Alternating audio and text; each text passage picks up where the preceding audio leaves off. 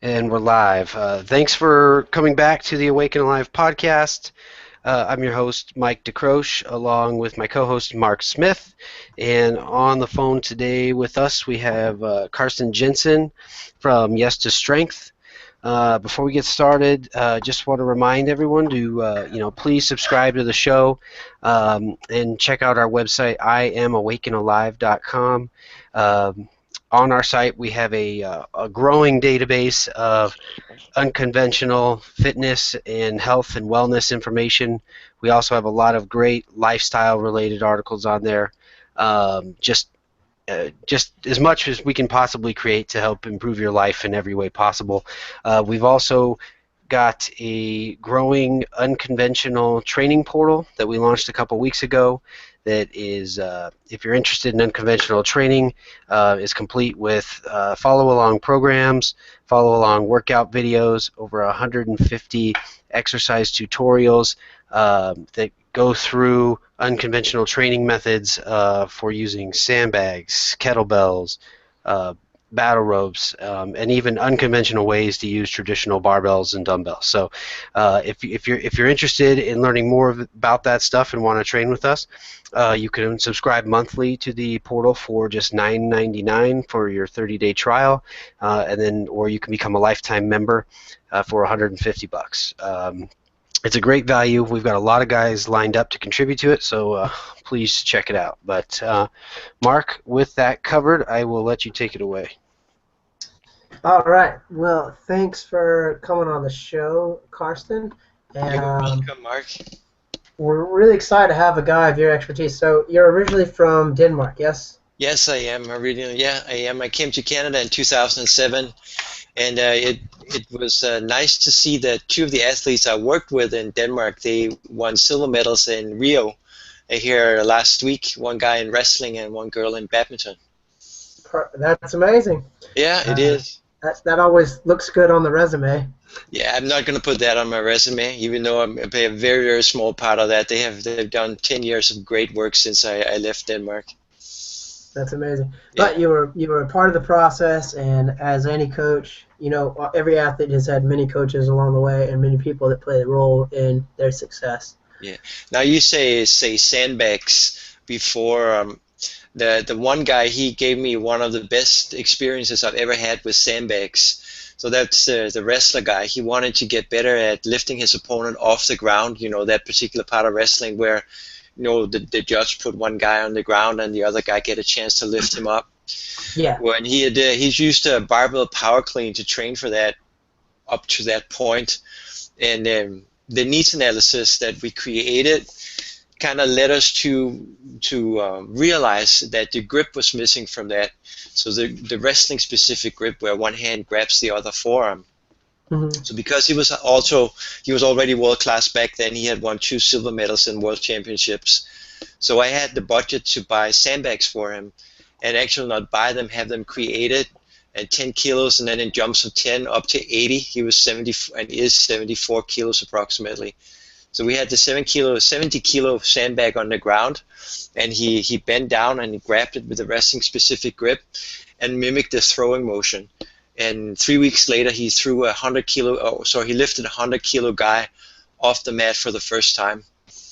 That was one of the best examples of correct needs analysis and then selecting the appropriate exercise that I've ever seen. Yeah, I come from a wrestling and martial arts background, and the sandbags, I feel, are one of the best sort of mimics of a human body because of the way they shift and their, the weight is always changing. So I totally agree with your assessment. Yeah, and they're tricky because you look at it and you think that it has all these handles on it. It's going to be real easy to pick up and maneuver, and then you realize very quickly it's much more awkward than it looks. It is. Yeah. You can deadlift 400 pounds, and picking up a 200-pound sandbag is not happening for you the first time you try it. No. Did you guys ever use, Carson, did you ever use like heavy maybe boxing bags? Yeah, I've used them hanging from the ceiling, yeah. But not for picking up and not for picking simulating up, or throwing. for I use that with judo players and football players, where I will kind of grab it and I will lift it so it's at an angle, and then I let go of it, and the athlete have to stop it. So it's a way of practicing to controlling impact. That's how I've used it mostly. Cool. Which is something I got from Milsif's super training a long time ago. All right, so let's go over. You're a pretty accomplished guy, so let's start to go over some of the accomplishments you've done. You've actually created your own methodology, the flexible periodization method. Yeah. So let's start. Actually, let's not jump right to it. Let's start at the beginning, where the idea came from, what led you to create, how long the process took, and sort of take us through the process of creating it, and then we'll actually get to talk about the method itself. Fair? What led me to create it? Yeah, so what started the ball rolling on creating the flexible periodization method, and how long did it take you to come up with it? Oh, yeah. So it started because when I worked in the Danish sports system with a range of their both young and very seasoned athletes. These athletes were in a range of 16 years, which is the youngest they got into the national training centers, all the way towards athletes that were at the end of their careers, meaning late 20s, early 30s. In terms of what they did, it was all the way from table tennis and figure skating, so even though physically demanding, maybe not that physically demanding, to wrestling in the other end. In terms of competitive schedules, the guy that I worked with who competed the most was an ATP tennis player. So he traveled 35, 40 weeks a year, so he pretty much never home. All the way to the younger athletes who the coaches often kept home for maybe 6 months before they let them out to compete again. So the demand to work with this wide range of athletes under wide conditions created a need for a system that was flexible enough so I could create programs for all of them while staying within the same system. And what I've learned over the years is that the current systems of periodization, like linear periodization, non-linear, block periodization, and conjugate periodization, and reverse linear, which is some of the main ones that's studied in the literature, they really are addressed to a specific group of athletes with specific competitive schedules, to some extent also for specific sports. So none of those systems works for all athletes, and I needed a system that worked for all athletes, and that's why I created the flexible periodization method. So while that is a system in and of itself, if I have an athlete who says, Karsten, can you make a block periodization program for me? I can do that within the flexible periodization method, and so on and so forth with all the other systems. The flexible periodization method can reproduce any other periodization system that is known today. It's one of the reasons it's called flexible. That's pretty sophisticated. How long did it take you to make that?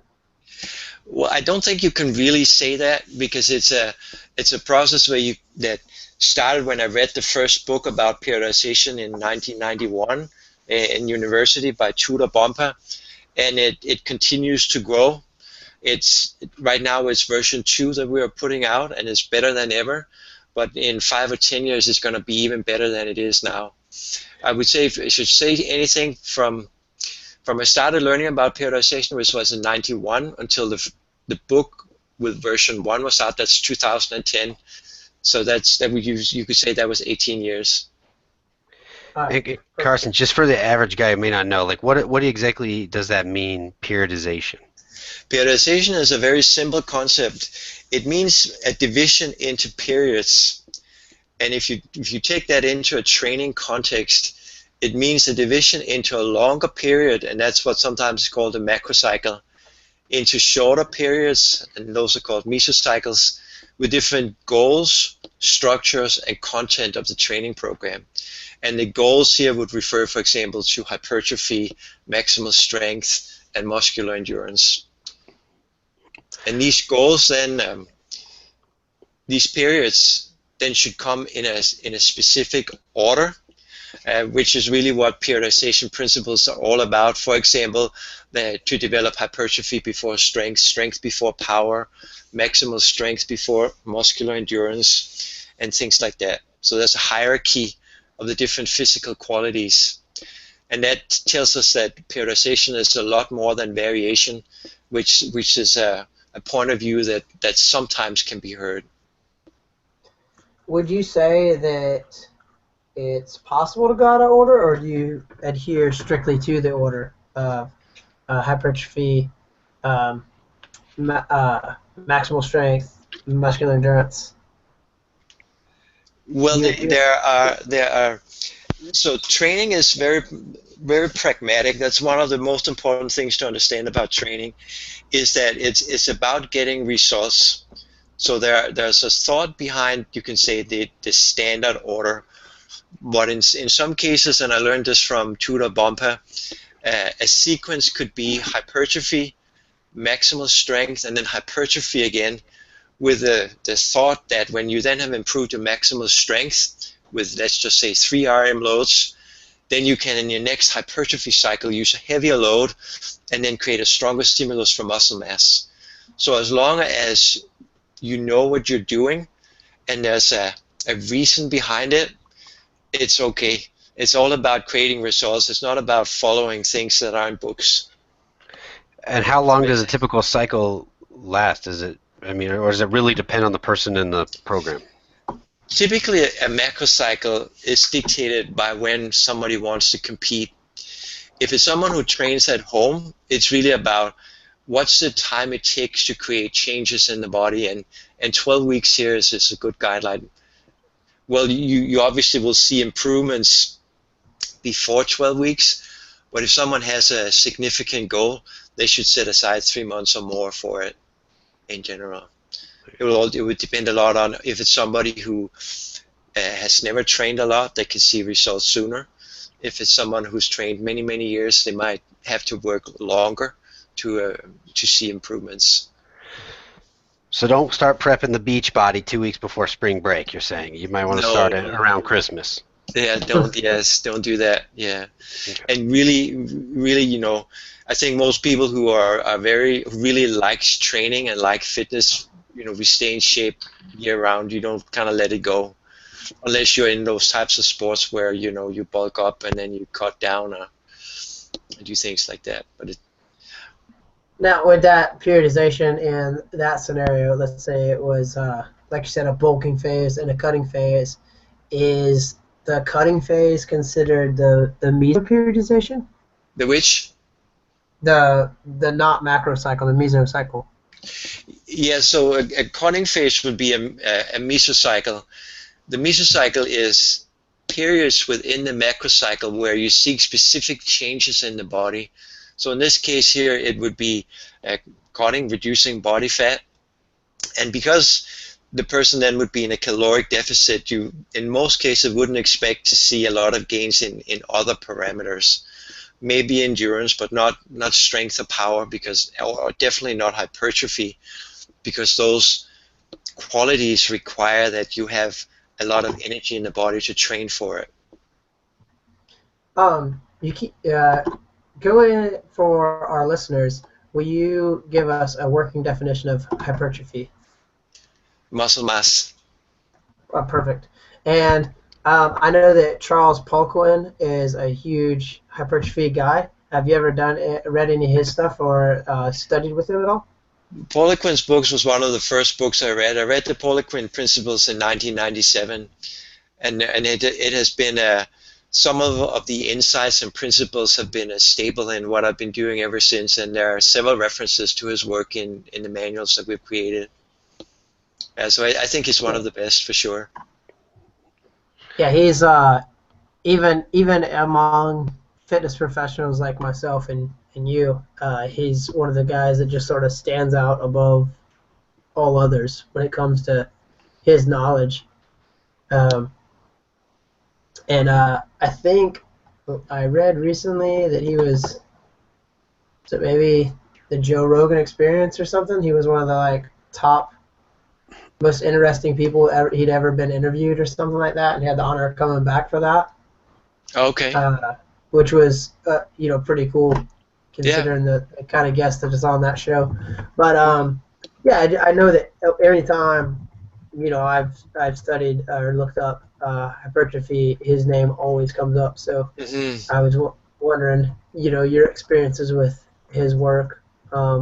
He's certainly heralded as a guru of hypertrophy in our Well, circle. I think one of the things that he has been very smart about optimizing the stimulus on the nervous system in the context of hypertrophy. He might have been one of the ones who introduced systematic utilization of tempo, which is something I feel we've taken a lot further with newer research and other ways of prescribing tempo. I think those are probably the two things I think most about when I think about him. Also, his knowledge about nutrition, which is not something that I work with. When I work with athletes, I refer them out with respect to nutrition because I know the importance, obviously, but I've spent my time in terms of research otherwise than learning about nutrition. Yeah, I think it's fair to say I outsource nutrition as well. It's really hard to be super brilliant in both, which does make a guy like Poliquin so unique and special. Going back to your um, going back to where you describe your programs, you use an acronym called HIP, Yeah. um, which stands for holistic, individualized, and periodized. We've spoken about periodization quite a bit here. When you're saying now, what I'm gathering, you work with an extraordinary amount of athletes. Yes, Hmm. would that be primarily what you're working with? Yes, I mostly work with athletes. Yeah. I maybe have Um, worked with 2 or 3 fitness clients in my career, mostly athletes. Yeah. that's brilliant, fantastic, and I like that because that's completely different than that's a whole different realm of training than what I do or what Mike's experienced with. So, um, Yeah. again, I we're think grateful for having on you on that the note, show if I may, is it okay if I interrupt you? at any time, Karsten. I think Interrupt at any that time. This I show's think about one of you. the things we could do better in the fitness world is that it seems like personal trainers and strength coaches almost come from different planets. So if you're a personal trainer and you work mostly in a fitness facility with people who mainly want to lose weight, it's like plyometric training and things like strength coaches does. You'll think that that doesn't apply to me at all. And vice versa, if you're a strength coach working in a sport training facility, you look at the personal trainer and say, whatever they're doing, that doesn't apply to us at all. In my opinion, there's way greater overlap in the knowledge we need to have and the skills we need to have than there are differences. There are small portions that are not that a personal trainer needs to know that's not that relevant to a strength coach, and vice versa. But I think I don't like the word industry either, but as an industry, we would gain a lot from starting to see more similarities and differences. It will enable people to talk better, talk to each other a lot better. Yeah, I would agree with that. I kind of look at it as this: we all work with the human body, and we all work with humans. Yes, An athlete has the exact same musculoskeletal system as a person that sits on the couch. absolutely. The wiring is all the same. It's just been programmed differently. Now, yes, genetics aside, I'm going to leave genetics out of it. There is a genetic propensity um, for athletic greatness in some people. But Mm. the way that we can address the body and stuff like that. So I'm a movement and strength coach. I say, all right, you need to move better and you need to be stronger. I can sum it up that easy, like period. Everybody, doesn't matter who you are. If you're an athlete, that's going to help you. If you are a stay-at-home mom, that's going to help you. Um, so getting back to our HIP uh, acronym here, Mm-hmm. holistic, individualized, periodized. Mm-hmm. Um, so how does, when you're doing the holistic approach, taking in mind, body, and spirit, all that thing, combining it, how does that look with an athlete? Like, is there a certain amount of psychology or emotional development you have hands-on access to when you're working with your athletes, and you've had great success with these athletes? Well, as far as me working with them, I have experience with working with thoughts, beliefs, and emotion relating to training, to optimizing training. I don't have any at this point in time any psychology training. So if someone has deeper psychological issues, I'm not trained to work with it. The technique and the strategy, one technique and strategy I have great experience working with is called the matter over mind protocol, which is, I believe, also what I wrote about in the article. And the girl that I mentioned earlier, who won silver in badminton, she helped me, gave me one of the best examples of the power of that protocol that I've ever seen. So this was back in Denmark in 2003 or 2004, and her and her partner, who were world-class doubles badminton players, they were practicing serve returns. So in badminton, that means that you move backwards. Sometimes you also move forward, but you typically move backwards. And they were not happy with how they were doing. They didn't feel they were fast enough. And I just started to learn about this. So I asked them, who's the best in the world at doing the serve returns? And they said the Chinese, and referring to two particular Chinese players whose names I don't remember, and if I remember, I probably couldn't pronounce them. And I asked, how do they do it? And the girl who just won the silver, she started to tell me verbally. They left foot first or whatever. And I said, can you show me? She said, I'm not sure, but I can try. And then on her first attempt, she was probably twice as fast as in her previous attempt. Just by having an ideal performance and saying, how does this ideal do it? How would it feel if I was this ideal? It's very, very simple. The whole the skill lies in identifying the weakness and then asking the question and finding the ideal. So I took a course when I was in college at University of North Carolina called sports psychology. And the professor was a guy named John Silva, and he and a guy from Canada were basically the two founding fathers of the field. And so it wasn't that long ago I was in college, long enough. Same here.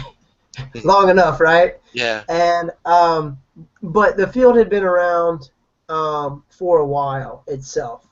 But when you look at sciences, and even psychology has not been around that long. Physiology, we know, has been around only 60-some years as a science.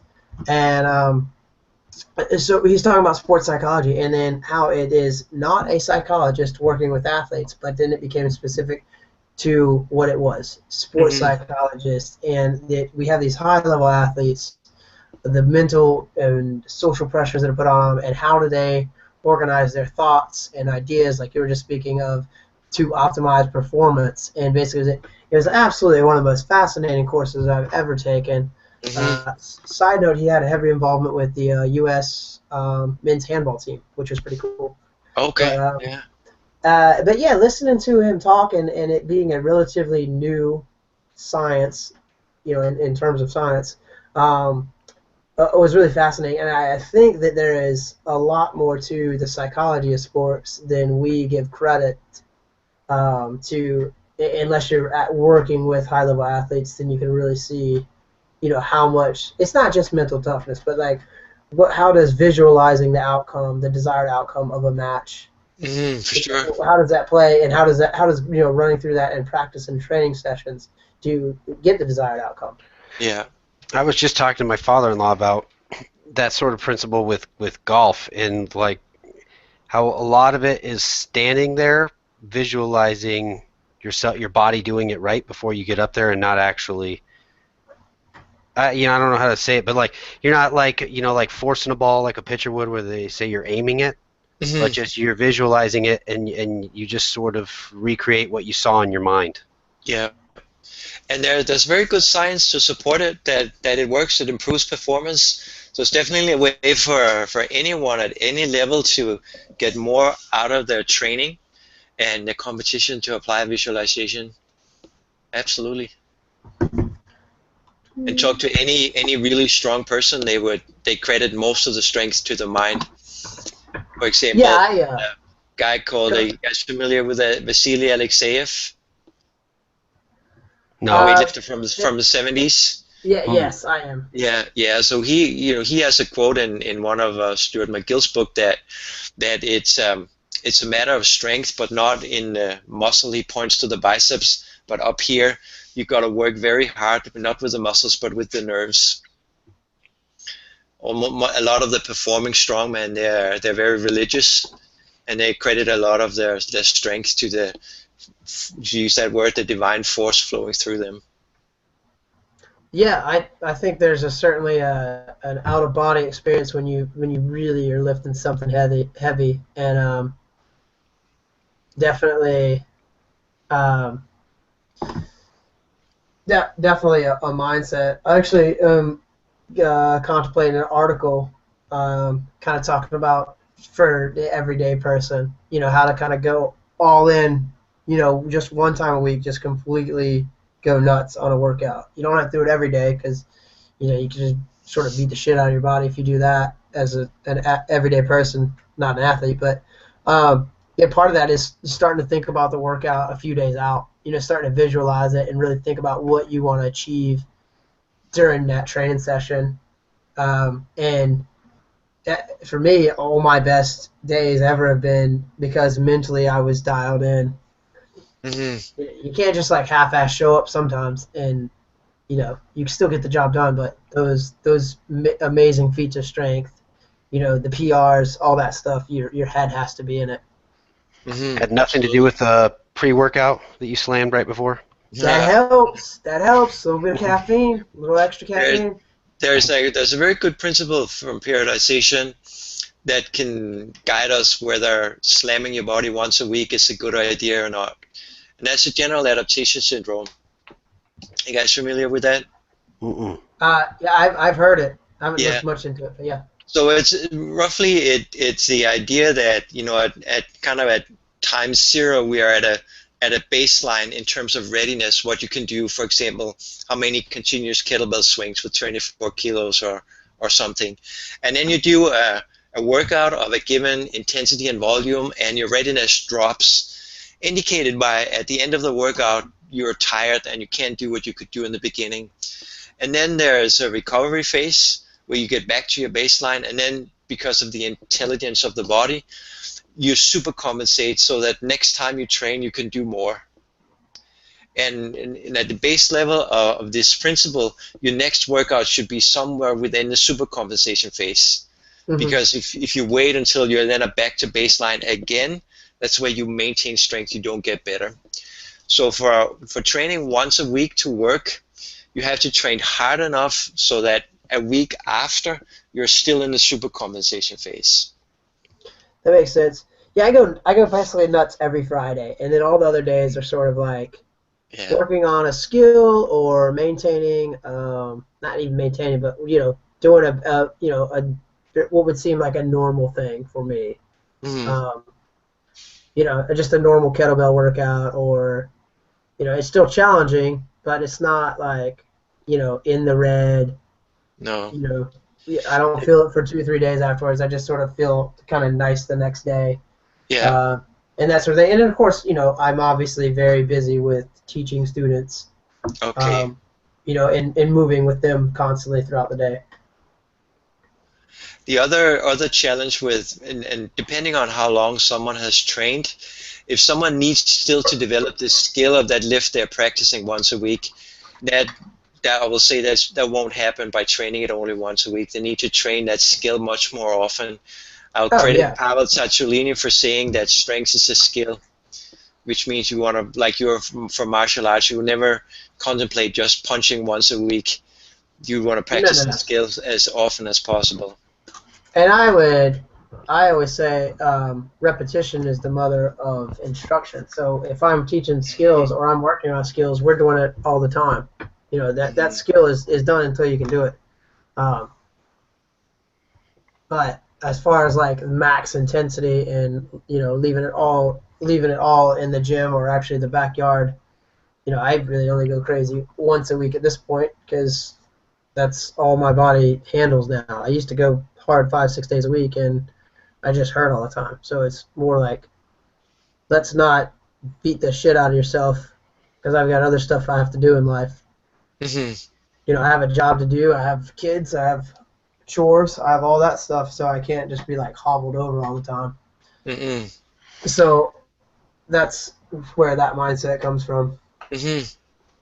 Karsten, we have a lot, like I said, the bulk of our readers and listeners are average guys who just like to work out and stay in good shape. Like how would they apply the periodization, your method, to their training? Because I think a lot of the guys you see, they go into the gym, they do the same thing week in and week out. Like Mark was saying, it's maybe they have one little slightly harder day, but it's the treadmill, and then it's some curls and some shoulders, and then and then off back home. Hmm. It's a very large question to answer it in depth. It requires a goal, and if you want to create a macrocycle plan, then you really need the periodization skills. A simpler way of approaching it is from the experience that most of us have tried to make great gains on a new program. Have you guys tried that? Yeah, millions. Yeah, and then after a few weeks, then on that same program, then it's kind of like you're hitting a plateau. Hmm. You tried that? Yeah. Yeah, Yeah, that's a very that's common right. experience. Almost everybody say yes to this. Hmm. Now Einstein's definition of insanity comes into play. That insanity is doing the same thing yet expecting a different result. So we can logically conclude that at the point in time where you reach this plateau, something about the program should change. And if for those of your listeners who might be relatively new to training, you can literally just contemplate the different elements of your program and see how could I make a change to the exercise, the intensity, the volume, the structure, the rest periods that will still move me towards the goal. And that's the key consideration. It's just not any change. It's kind of a change that builds upon the previous program. So it very often should allow you to use a heavier load, for example, or a higher volume of training when you make that change. If you take this very, very simple approach to periodization, everyone can really apply it. Yeah, using that like a 12 weeks as a guideline. Is that is what you're saying? No. In this case, if you take this very simple approach, Mhm. you literally you follow that program until you feel you reach a plateau. You start using the training diary, and when you feel okay, I'm not really making gains anymore, then you make a change to the program. But you got to keep in mind what your overall goal is. Like your well, for those that didn't read the analogy, the forced analogy that you used in your article. Yes, yeah. And here's a very, very good, a great, one of my favorite quotes from a guy called Charles Staley is that most people are more addicted to the fatigue a workout produces than to the results a workout produces. I found that to be almost universally true. And it would mean for your listeners that each one of the listeners have to be really discerning with, why am I training? Do I really train just to be tired, or do I have an actual goal of, lifting a whatever kilo sandbag in a certain way, and then stay really, really focused on that when you make those changes to the program. It's funny you Carson, say that. that was really brilliant. I run into that all the time. Can you actually say that quote again and cite the originator? I'm gonna write it down. Yeah. So it's Charles Staley, and I think his website is staleytrainingsystems.com. And you can easily find him by Googling him. And the quote is, I think I'm saying it correctly, the essence is definitely correct. Most athletes are more addicted to the fatigue a workout produces than to the results a workout produces. It's funny you say that because Chip Conrad wrote a guest article for us that we posted this week. It's entitled "Stop Lying to Yourself. The Goal of Exercise is Not to Get Tired." No. So many people, especially in the boot camps, classes you see, or even CrossFit, it's like unless you're close to throwing up, you don't feel like you had a good workout, Yeah. and that's the only measure of success Yes. for their session. Yeah, it drives me nuts as a coach. I get so frustrated because Oh, I have these people that are like, oh, if I'm not passing out, I'm not doing. Well, my job is to make you better. My job is to help you move better and get you out of a point of pain, yeah. and so that you can improve all your daily life tasks. Not to beat you with an axe handle and send you out the door. No. Well, on that note, there's another great quote, which from a scientific article. I don't remember the title of the article, but I remember the quote is that the ability to train is not the same as the ability to recover. And that relates to the general adaptation syndrome that we talked about before. And if we think about it just a little bit, it makes total sense, because most of us also have tried in periods of our training where we trained a lot, but we've not really gotten better. And that's an example of you had the ability to train, but you did not have the ability to recover and thus get better. Now, is there something, Karsten, to that addiction, that the fact that maybe our bodies produce, that they're pumping out endorphins, and maybe working to exhaustion produces a chemical high, I where couldn't some other workouts may not? well, I couldn't tell you for sure. I couldn't tell you for sure whether there's a particular hormone that gives this feeling. I think I could comment on it from a psychological point of view, is that a lot of people have the belief that struggle is good, overcoming obstacles is good. Only if things are worthwhile, the goal is worth achieving. And so we kind of take pride in struggle and hardship. And all the power to anyone who wants to do that way, but sometimes it doesn't have to be that way. It doesn't mean you don't have to train, but it's more like how you are viewing it. One of the greatest experiences I ever had with training was listening to an interview by Reg Park. Reg Park was interviewed, Arnold Schwarzenegger's mentor, the famous bodybuilder. And a guy asked him, Reg Park was 75 at the time, and he was asked on stage, why were you so strong? Because he was known for being one of the strongest bodybuilders of his time.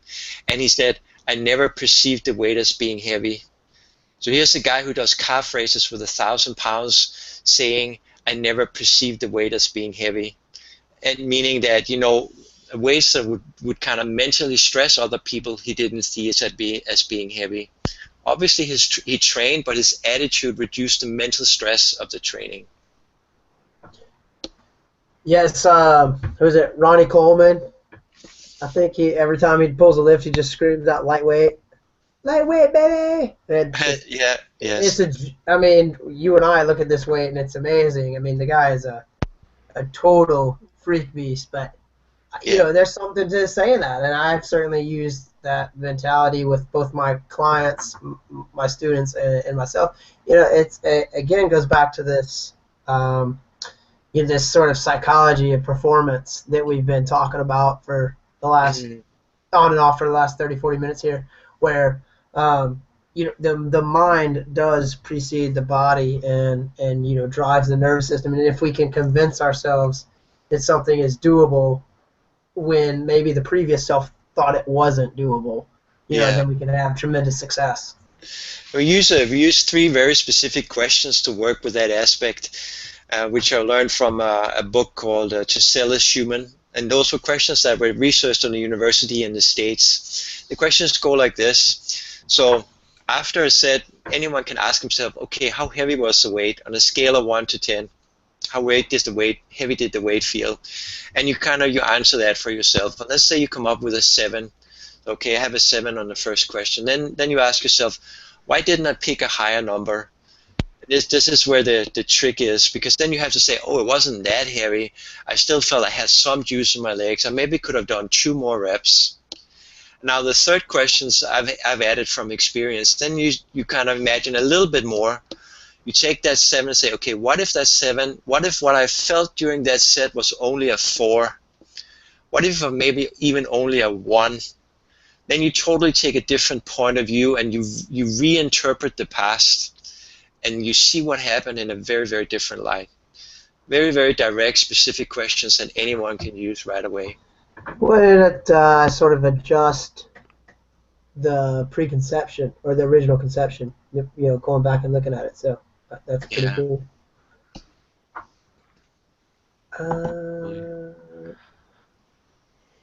Mike, did you have a question on that? I got a question. What is the stealth method? The stealth method? Yep. I'm not sure what you're referring to, sir.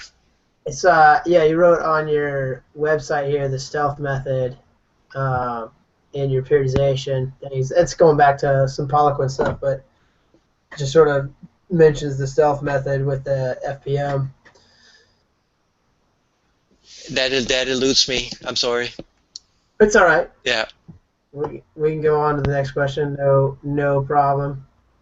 All right. So your range of athletes that you've worked with, which I think is pretty fantastic, because you've got everything from track and field to lifters to you've got tennis players. You yourself are a tennis player, correct? Yes, I play tennis myself. Yes.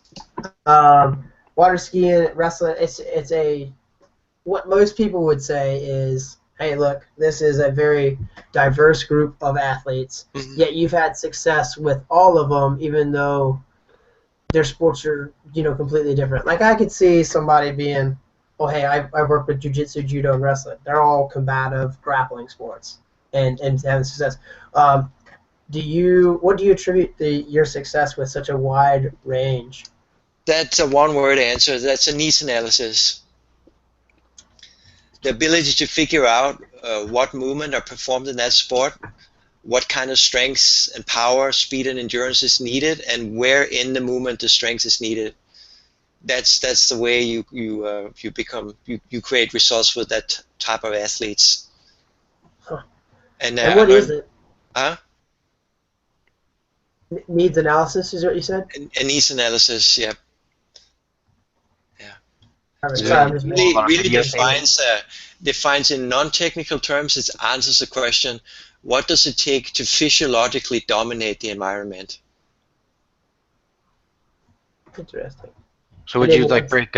Sorry, Mark. Would you like take a tennis player and break down each of their movements into sub parts to determine where the most power or force is needed? Exactly. You look at each movement, and that's a part of it. And you break it down into what are you look at static and dynamic positions. So we break down the movements as a flow between static and dynamic positions. And for example, in tennis, one of the key movement patterns are lunges in all directions and standing rotation, think wood chops, various variation of wood chops. And then you obviously have to sprint, be able to change direction. All three energy systems, mostly anaerobic alactic and aerobic, not so much the anaerobic lactic, because the rallies are too short to really make that a key if you compare to rowing, for example. So I think that's the key. And then this attitude, which are very important for strength coaching in general, is not to have any emotional biases. So some strength coaches will have the opinion that all athletes should do Olympic lifting, for example. I've never thought like that. When you look at completely unbiased, what does this athlete need?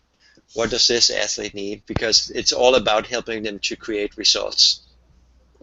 I have a very, very great story on that note. Is I watched the Danish sailing team train, and initially when I started working in the sports system, their strength coach was from Olympic lifting, and they did power cleans and power snatches because sailors need grip strength, and power clean are good for grip strength. Then a few years later, they got a new strength coach who was a mountain climber.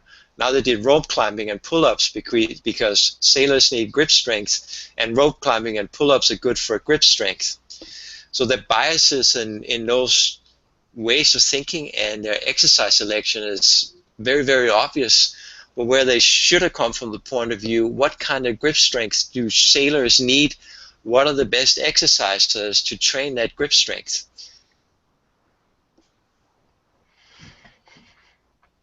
Make sense, guys? Yeah. Makes perfect sense. I was taking some notes. Sounds Sounds like you've got it really dialed in. As just, I like that you're open-minded and not dogmatic towards what the athlete needs. You know, like, I really agree with the fact that, like, hey, not everybody needs this, but you might need more of this and you might need less of this. Yeah. To get your athletes maximal results. And very, the way you said it was actually cooler than the way I say it. I say it not being open-minded, but you said not to be emotionally attached to anything. And I think that you do see that with a lot of training coach or with a lot of strength coaches, is that just like they're in love with a certain lift, and so everybody has to do that lift. Yeah. Now, And do I you think ever? also in terms of strength coach, on a very brief note, sorry for interrupting again, is some strength coaches, they have the approach that athletes just need to get stronger. I've heard that in some cases. And working with world-class badminton players in doubles tells me that that is not the case. Not everyone benefits from getting stronger. Some people, they just need to prevent injury. And that attitude is why some sport coaches, they mistrust us, because they sense subconsciously that the strength coach does not appreciate the specific needs of the sport.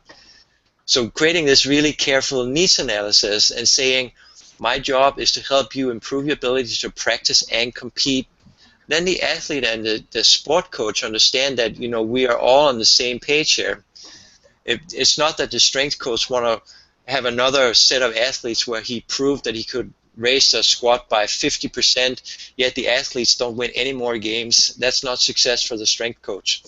We have this saying that no athletes want to sit in the locker room and brag about their new 1RM squat after they lost in the first round. That's very important for strength coaches to be dialed into. Yeah, I was just sorry, Mark. Definitely I true. was just going to ask.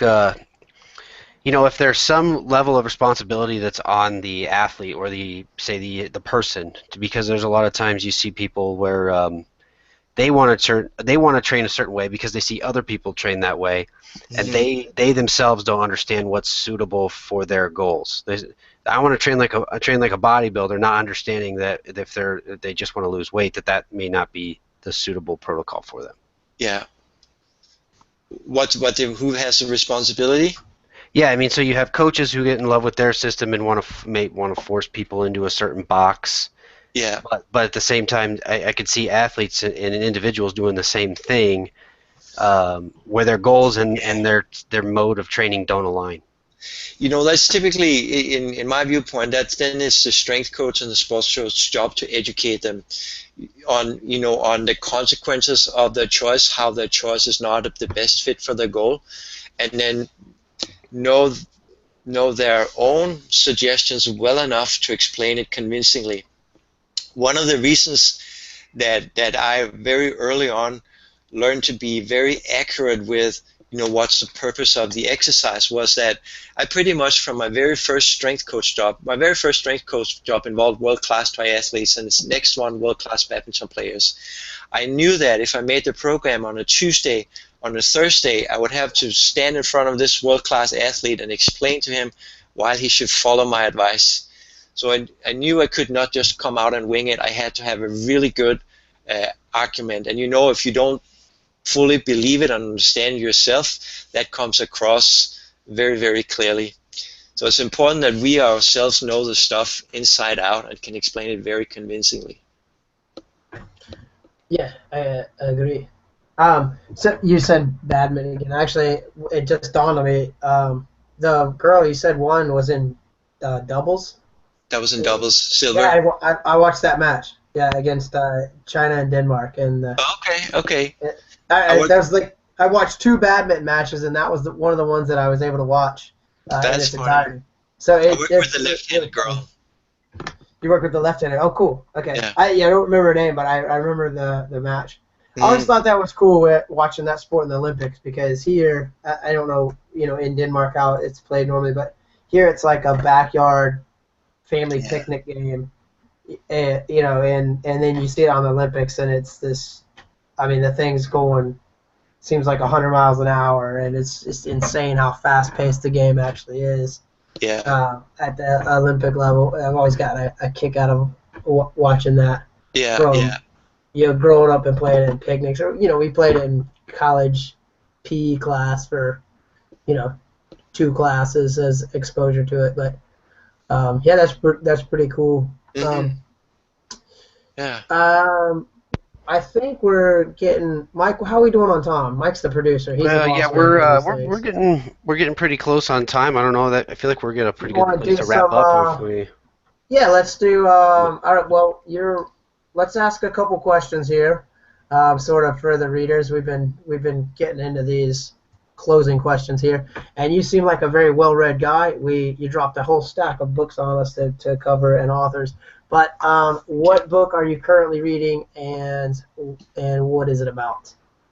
Well, I'm reading one that's called The User Illusion by a Danish science journalist, which is about individual consciousness only perceives about a 16th of the available information that's available around us. Huh. And that relates, what the information that's available is the energetic states, for example, of someone doing the next personal record. Another book that I read, I have to include that to explain, make it a little bit sense of it, is that there's a field of study on something called the 0-point field that has proven from the point of view of quantum physics that everything that could ever exist or ever have existed exists in a field of quantum possibilities, meaning that they exist as potentiality. And this is the information that we typically don't see, that consciousness shuts out until someone has trained for a long enough time and sees it. And the filter is our beliefs. The great story about how that works in a program by a guy called Lee Poulos, it's when Columbus came to America, the large ships that they came in, they anchored them a little bit from the coastline, and they took smaller boats in and made contact with the natives. And then they said, we came on those ships out there, and they weren't that far out, but the natives couldn't see them because they didn't have any sort of concept for ships of that size. Not until the Columbus took the natives out to see them close to the ships did the natives realize the size of those ships. And that's really a great little anecdote that proves that what we believe filters what we see. Bruce Lipton says it in a different way. You don't see with the eyes, you see with the brain. So if we don't have any mental concept for it, we can't see it. So if you don't have any mental concept for what you can do in fitness, you won't get there. And that's like you said earlier on, it's the mind that perceives the body. That's a pretty powerful concept that could be applied to almost every area of your life. I mean, if you can't see yourself being successful, or see yourself being a good father, or see yourself being a great athlete, you'll never get there, because you'll shut down before you get the chance to. Yeah, and what I think is interesting is with this notion here in the user illusion, we know this state is right there. We just have to accept it. We just have to open to it. Yeah, I'm a big believer in visualization. Also, a big fan of reading physics books. I've read one in a while, so I might pick that one up. Karsten, where can people read more about you? You can give us a couple, or find you, Facebook and website, and then we're also going to print it under your name. Yeah, our website is Yes to Strength. So it's spelled straightforward, YESTOSTRENGTH, yes2strength.com. I'm also on Facebook. If you Google my name, our Yes to Strength page pops up. Sorry, if you Facebook my name, Karsten Jensen, the Yes to Strength page come up. And just so everybody knows, Karsten wrote an article for us earlier in the week on this topic that we discussed today, and it's up on our Facebook page, Awaken Alive Fitness, I think, or is it just Awaken Alive, Mark? We get lost a lot of times in that Skillet song, Awaken Alive. So, all right. Some of our pages. I like the name, by the way. Yeah. Thanks. And you can say the things about discovering what you really can do. That's very much about awakening. So I think that's a great word. Yeah, I think one of the reasons we chose that was to awake to new. I guess be opening your mind to different modes of training, of thinking, of living, and not just necessarily falling in line and doing what everybody else is doing. We want people to get the most out of life, not just their fitness, just everything that goes into life. Absolutely, whether it be your success in business, your success in a marriage, your success as a father or mother, your success as a friend, as an athlete, reaching fitness goals, all of it. We want to help people, just live better lives, and we're passionate about that. And we're glad to have people like you on the show that are intelligent and passionate about what you're doing. And thanks so much for being a part of our show today. Really, really some fascinating information. I'm gonna recommend, if people are still listening to the show, that they listen to this one 2 or 3 times to digest all the information that we unpacked tonight. Thank you so much. It was a pleasure speaking with you. Yeah. Thank you, Karsten. We'll talk to you soon. Thank you. I look forward to it. Have a good night, guys. We'll talk to you later. Have a good night. Bye. Perfect. Bye.